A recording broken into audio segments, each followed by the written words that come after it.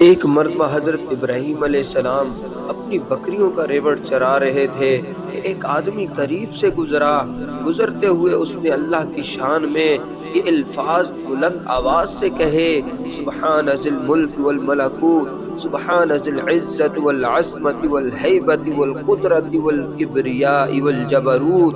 پاک ہے وہ زمین کی بادشاہی والا اور آسمان کی بادشاہی والا، وہ عزت بزرگی اور ہیبت اور قدرت والا ہے اور بڑائی اور دبدبے والا ہے۔ حضرت ابراہیم علیہ السلام نے جب اپنے محبوب حقیقی اللہ کی تعریف اتنے پیارے الفاظ میں سنی تو دل مچل اٹھا۔ فرمایا کہ اے بھائی، یہ الفاظ ایک مرتبہ اور کہہ دینا۔ اس نے کہا کہ مجھے اس کے بدلے کیا دیں گے؟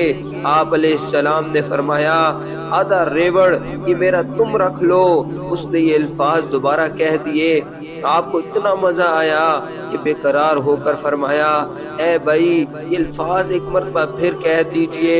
اس نے کہا کہ اب مجھے کیا دو گے؟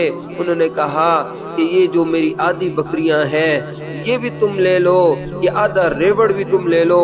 اس نے یہ الفاظ دوبارہ کہہ دیے اور آپ کو اتنا سرور ملا کہ بے ساختہ کہہ اٹھے: اے بھائی، یہ الفاظ ایک مرتبہ پھر کہہ دو کہ مجھے اللہ کی تعریف سننے میں اتنا مزہ آ رہا ہے، دل کرتا ہے سب کچھ اس پر لگا دوں۔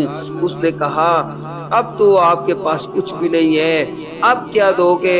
انہوں نے فرمایا: اے بھائی، تمہیں بکریاں چرانے کے لیے چرواہے کی ضرورت پڑے گی، تم میرے محبوب اللہ کی تعریف کرو، میں تمہارا چرواہا بن کر بکریاں چراؤں گا۔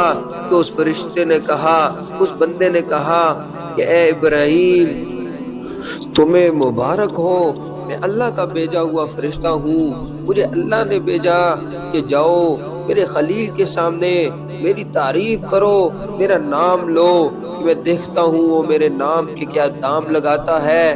مبارک ہو اے ابراہیم، تم امتحان میں کامیاب ہوگے۔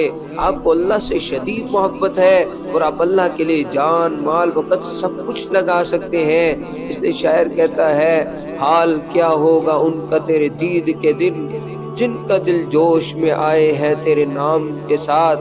تو عالم سے کرتی ہے بیگانہ دل کو، عجب چیز ہے لذت آشنائی۔